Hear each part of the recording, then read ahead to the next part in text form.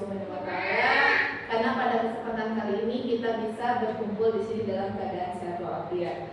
Tak lupa salawat serta salam kita curahkan ke Nabi besar kita Nabi Muhammad SAW. Terima kasih saya ucapkan kepada Ibu Kepala Sekolah juga rekan guru-guru hebat yang telah meluangkan waktunya di sini untuk menghadiri kegiatan diseminasi karya aksi nyata modul 1.4. Nah, pada kesempatan kali ini saya akan membahas mengenai budaya positif.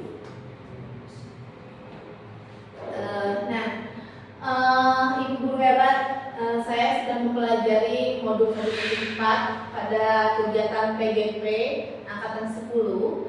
Di modul 1.4 ini membahas mengenai budaya positif. Nah, pada budaya positif ini yang pertama ada disiplin positif motivasi, lalu perilaku manusia, ketiga keyakinan sekolah atau kelas, 4 kebutuhan dasar, 5 manusia sebagai posisi kontrol, dan keenam adalah segitiga restitusi. Nah, Bapak Ibu, apa itu disiplin positif menurut guru-guru hebat di sini? Seperti apa sih disiplin positif itu? Ya, Bu Adel gimana? Jadi menurut saya disiplin positif itu mengenai kebiasaan manusia dalam melakukan sesuatu yang sifatnya positif, baik kegiatan positif ataupun niatan positif. Ya, terima kasih sekali Bu Adel, betul ya. Tepuk tangan dulu semua. Ya, terima kasih, betul. Disiplin positif itu memang hal-hal yang diterapkan yang menghasilkan sesuatu hal yang positif. Betul ya Bu? Kita lanjut di sini juga kita bisa lihat suatu cara penerapan disiplin yang mengajarkan cara anak bertanggung jawab. Nah, dan juga menumbuhkan kesadaran diri berdasarkan nilai-nilai kebajikan. Jadi betul, setiap hal yang dilakukan itu bersifat positif dan memiliki nilai-nilai kebajikan. Banyak sekali nilai-nilai kebajikannya, seperti misalnya nilai kebaikan, sopan santun, lalu cinta lingkungan, kebersihan, dan hal-hal yang lainnya. Itu kita bisa sebut dengan disiplin positif. Selain itu juga disiplin positif lebih ke arah disiplin diri yang dapat mengontrol diri dalam melakukan tindakan. Nah, yang terakhir, disiplin diri dapat membuat murid memahami dan menyadari berdasarkan motivasi internal, bukan akibat paksaan, pujian atau hukuman. Nah, di sekolah Bapak Ibu kadang ya kita melihat anak-anak itu patuh karena apa coba? Karena adanya paksaan apa dari hukumannya. Terkadang kita anak itu patuh di sekolah karena takut dihukum, jadi lebih baik berada di zona nyaman. Tapi kunci di sini dari disiplin positif adalah motivasi internal atau motivasi yang ada dalam diri.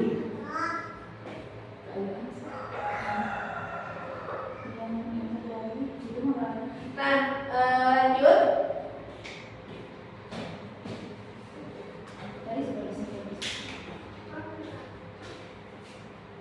Sebentar ya Bapak Ibu, di spidolnya dulu. Nah, lanjut. Disiplin positif ini pasti bertujuan ke P3, yaitu profil pelajar Pancasila. Apa saja Bapak Ibu profil pelajar Pancasila itu? Yang pertama, beriman dan bertakwa kepada Tuhan Yang Maha Esa. Selanjutnya, mandiri. Ketiganya, berkebinekaan global. 4, bergotong royong. 5, kreatif. 6, bernalar kritis. Sebetulnya ini tidak perlu dibahas juga, tidak masalah karena Bapak Ibu pasti sudah paham mengenai P3. Selanjutnya, nah yang ingin saya tanyakan kira-kira apakah keyakinan kelas ini sama dengan kesepakatan kelas? Menurut Bapak Ibu ya, kita persamakan persepsi. Apakah keyakinan kelas sama dengan kesepakatan kelas? Benar salah menurut Bapak Ibu? Salah. sama? Tidak sama. Ya, betul, jawabannya tidak sama. Nah, keyakinan kelas dan kesepakatan kelas itu memang tidak sama, ya. Betul sekali Bapak Ibu. Jadi kalau keyakinan kelas atau keyakinan sekolah itu dan kesepakatan berbeda.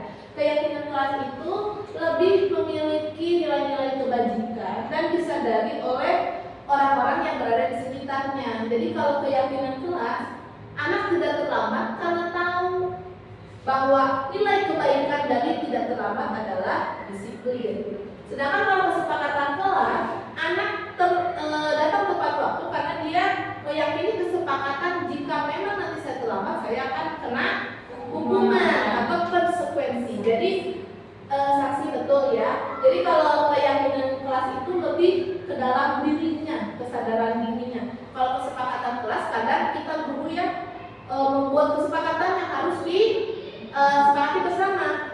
Meskipun hukumannya itu sudah disepakati, kadang kan siswa ada yang tidak menerima. Nah, kalau keyakinan diri dari siswanya sendiri.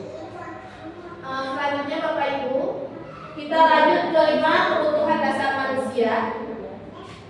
Ya, Bapak Ibu secara lisan saja mungkin ya, kira-kira nih kebutuhan 5 kebutuhan dasar manusia itu apa saja?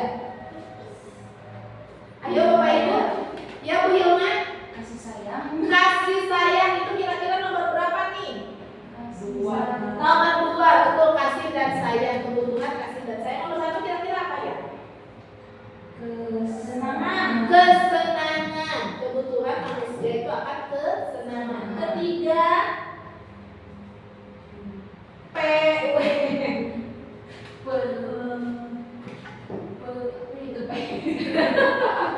Oke, keempat deh. Kebutuhan Hidup. Kebutuhan hidup. Yes, yang terakhir.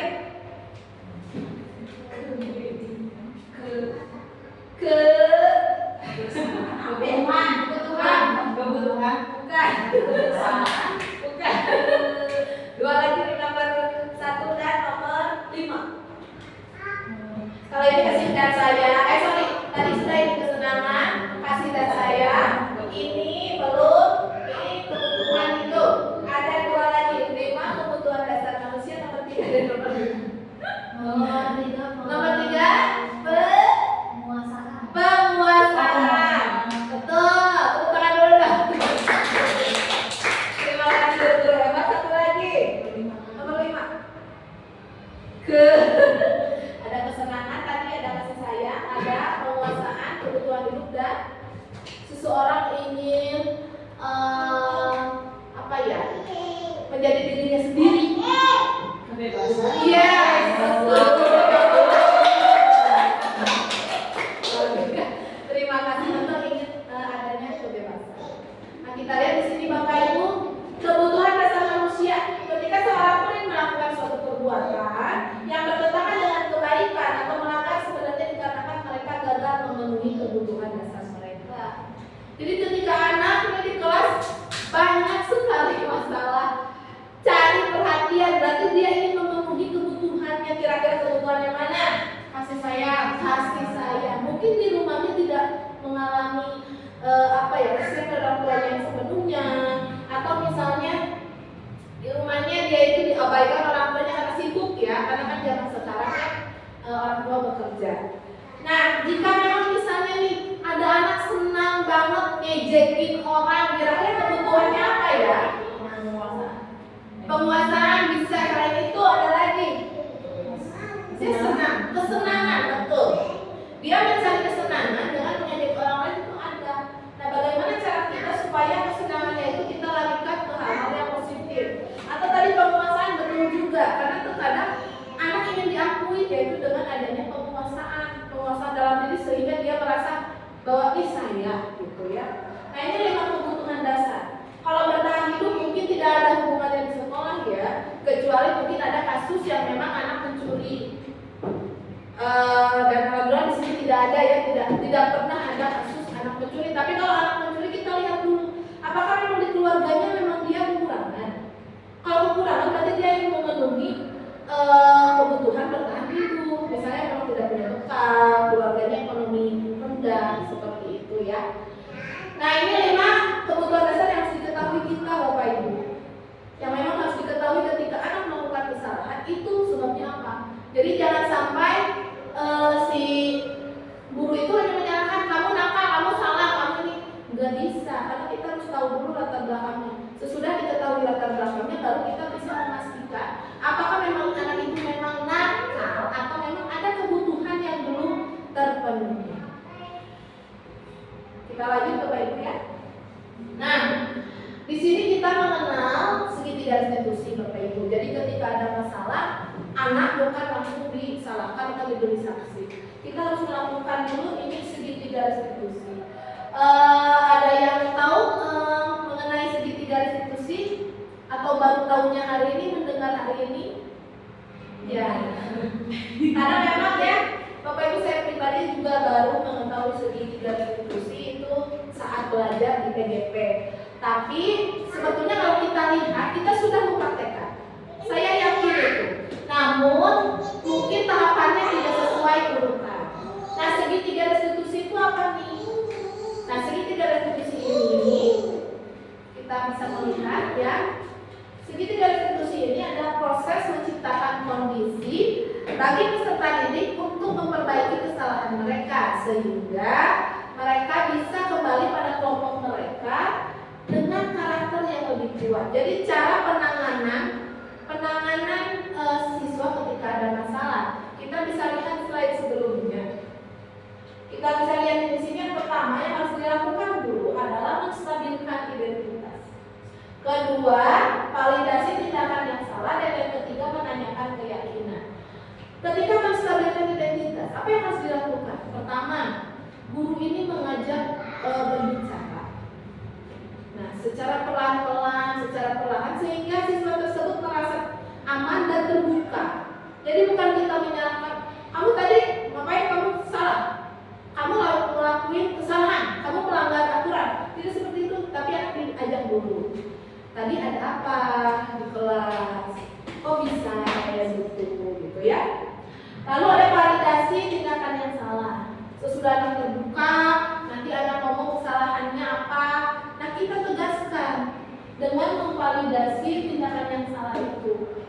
Tapi kita bukan menyalahkan. Kita bisa menggunakan kata-kata dalam menstabilkan identitas atau validasi tindakan yang salah. Misalnya nggak apa-apa.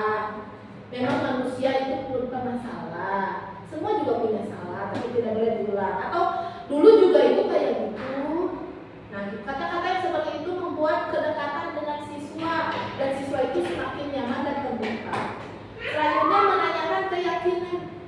Menanyakan keyakinan ini kesepakatan kelas tadi, tapi secara siswa sadari. Contoh, menurut kamu apa yang tadi kamu lakukan melanggar keyakinan kelas kita? Tidak. Nah, anak yang jawab nanti, iya Bu, melanggar misalnya. Kira-kira apa pelanggarannya? Karena saya sudah, tadi kasusnya mengejek, misalnya saya sudah tidak menghargai teman. Nah, itu menanyakan keyakinan. Lalu apa nanti ke depannya yang harus kamu lakukan? Saya akan meminta maaf, atau misalnya anaknya ini datang sendiri ngomong, saya nggak akan kayak gitu lagi Bu, saya akan lebih menghargai. Jadi bukan kita yang kamu harus gini ya, kamu harus gitu. Kenapa? Karena harus ada kesadaran dalam diri. Bukan kita yang menyuruh anak, tapi anak harus terbuka pikirannya sehingga dia bisa mengungkapkan kesalahannya apa dan bagaimana solusi atau keyakinan yang dia yakini. Selanjutnya, nah di sini ada 5 posisi kontrol restitusi. Pertama, guru sebagai penghukum. Kedua, membuat merasa bersalah. Ketiga, teman. 4, pemantau. Dan 5, manajer. Nah, kira-kira nih, Bapak Ibu sekarang posisinya sudah sampai mana nih? Dengan siswa, menghukum? Iya atau tidak? Iya. Saya rasa iya, karena saya juga sebagai penghukum ya. Kedua, membuat merasa bersalah. Pernahkah Bapak Ibu di posisi ini? Kalau saya iya. Membuat merasa bersalah itu seperti kata-kata yang suka dilontarkan. Bisa, ayolah, kamu harus sayang ke ibu. Atau misalnya, kalau kamu kayak gini nanti kamu keluarin sama kepala sekolah. Terus gimana? Nah, anak merasa bersalah.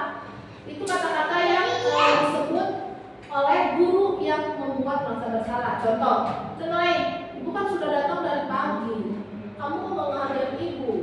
Nah, tolonglah berubah. Nah, hal itu disebut guru atau posisi guru sebagai pembuat merasa bersalah. Posisi teman, sudahkah Bapak Ibu guru menjadi posisi teman dengan siswanya? Sudah, betul. Dengan menjadi posisi teman, itu siswa akan lebih terbuka. Tapi belum bisa menjadikan kesadaran dirinya tumbuh. Kalau dalam posisi teman, dia mungkin bisa terbuka, tapi kesadaran dirinya tidak tumbuh. Selanjutnya sebagai pemantau, apakah Bapak Ibu posisinya sebagai pemantau? Iya, tidak? Ya, pasti. Dan yang terakhir adalah manajer. Sudahkah Bapak Ibu melaksanakan sebagai manajer? Ya. Manajer ini ketika kita melaksanakan atau memecahkan masalah dengan segitiga restitusi. Jadi dari step by step, satu tadi menstabilkan identitas, kita ngobrol secara perlahan, ngobrol-ngobrol lalu anak terbuka, sudah gitu memvalidasi kesalahannya, dan sesudah anak terbuka dengan kesalahannya, kita kuatkan bahwa semua orang punya salah, terus manusia pasti punya salah, ibu juga dulu pernah. Nah, itu hal-hal yang seperti itu membuat motivasi anak tumbuh. Dan yang terakhir adalah menanyakan keyakinan. Jika memang itu sudah dilakukan, berarti posisi Bapak Ibu sudah berada dalam posisi control manager. Nah, mungkin saya yakini segitiga restitusi itu pasti sudah Bapak Ibu lakukan. Hanya mungkin belum bertahap atau misalnya aturannya tidak sesuai.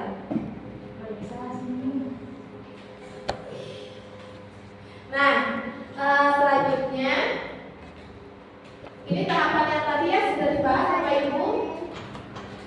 Nah, ini menstabilkan identitas. Dilakukan berdasarkan prinsip bahwa membuat kesalahan adalah bagian dari proses belajar. Ya, contohnya berbuat salah itu hal yang manusiawi. Tidak ada manusia yang sempurna.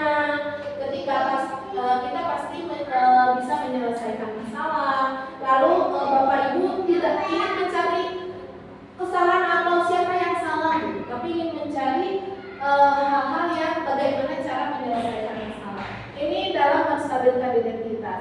Selanjutnya validasi tindakan yang salah. Kata-kata yang bisa diungkapkan mungkin banyak, tapi setidaknya misalnya kamu pasti punya alasan kenapa melakukan itu. Itu harus ditanya karena pasti anak punya alasan.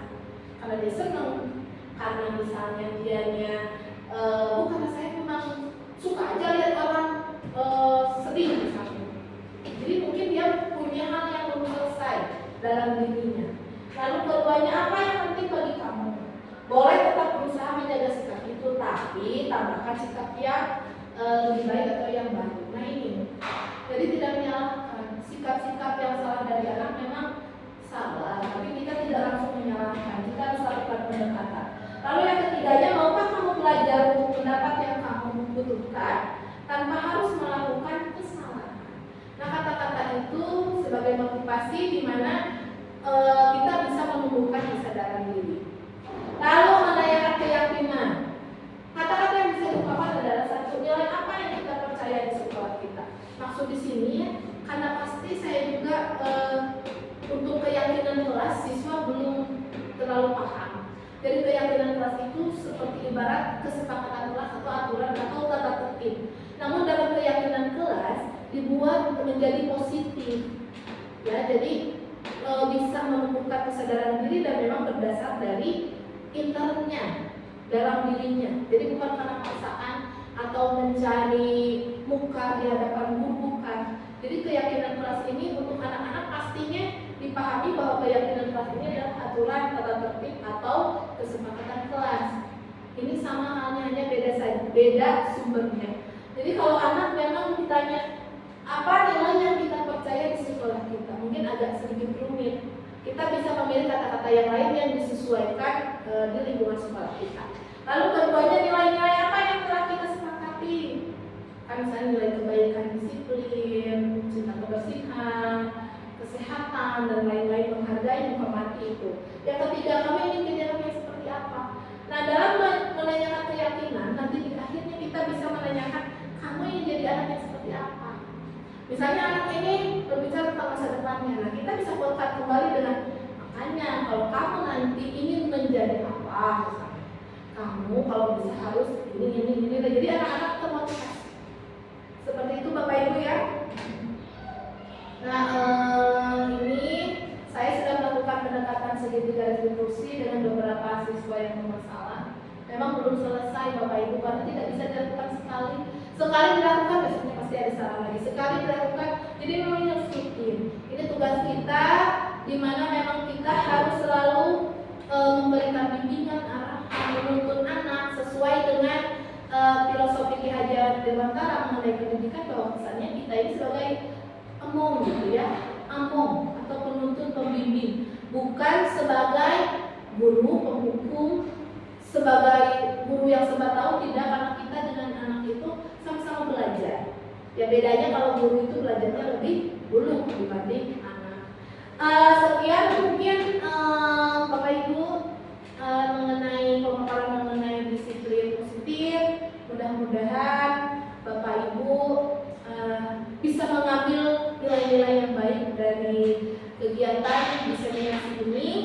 Sebelumnya mungkin ada yang ingin disampaikan, boleh pertanyaan, boleh umpan balik. Umpan balik ini maksudnya adalah bagaimana perasaan Bapak Ibu sesudah mengikuti kegiatan diseminasi ini, atau misalnya ada kritik dan saran untuk saya, boleh disampaikan. Mangga Bapak Ibu. Ya, pada bagaimana? Boleh pertanyaan? Boleh Bapak. Misalkan terjadi suatu masalah selama di sekolah, setelah itu guru-guru melakukan kegiatan di sini. Nah, kira-kira berapa lama ini harus dilakukan? Dan kalau misalnya terjadi lagi, apakah guru boleh akhirnya menghukum, apakah boleh sanksi-sanksi yang lain gitu? Atau selalu harus jadi keyakinan ujungnya? Memang kalau misalnya harus berapa lama gitu ya, karena memang anak itu berawal dari keluarga, karakter yang tumbuh juga berasal dari keluarga. Untuk kegiatan berapa lama ini mungkin harus dilakukan secara kontinu atau rutin.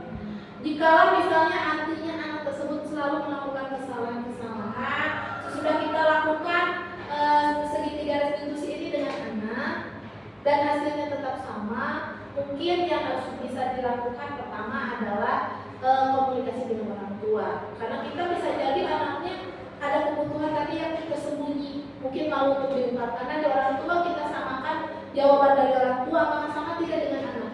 Kadang misalnya orang tua itu, mohon maaf, selalu memberikan pendapat-pendapat baik tentang anak. Nah, dimohon nanti kepada orang tua agar sejujur-jujurnya supaya kita bisa menangani anak yang bermasalah. Kalaupun misalnya nanti pada ujung-ujungnya apakah boleh diberikan hukuman, ya mungkin dalam bentuk sanksi, tapi sanksi yang sudah disepakati. Jadi bukan ujung-ujung guru memberikan hukuman misalnya kamu lari atau apa, itu kan tidak tertulis, tidak disepakati. Bagusnya sebelum semester atau tahun ajaran kita membuat dulu kesepakatan kelas, karena yang realitanya sekolah dan kelas itu selalu memiliki tata tertib yang jadi, itu kan ya, tidak boleh ini, hukumannya ini. Nah, alangkah baiknya kesepakatan kelas ini dibuat dari awal sehingga konsekuensi akhirnya atau nanti sanksi akhirnya seperti apa itu sudah diketahui anak. Jadi ketika anak melanggar, memang dia sadar sendiri. Misalnya dilarang mencoret-coret mau sanksinya apa, kita sepakati di kelas. Itu menjadi keyakinan diri. Berarti ketika anak ada yang mencoret-coret tembok, dia sadari. Misalnya ketika ditanya, tahu nggak keyakinan kelas yang dilanggar itu konsekuensinya seperti apa? Dia pasti jawab sendiri karena di awal sudah diketahui. Nah, itulah pentingnya keyakinan kelas. Jadi di awal harus diketahui dulu. Kalau yang sudah berjalan mungkin agak sulit ya, karena mungkin anak juga belum tahu konsekuensinya apa gitu ya. Terus disebutnya sanksi-sanksinya apa gitu kan, belum tahu. Jadi memang agak sulit menerapkan. Tapi untuk yang baru mungkin kita bisa mencoba. Yuk kita buat keyakinan kelas atau kesepakatan kelasnya bersama-sama dengan siswa.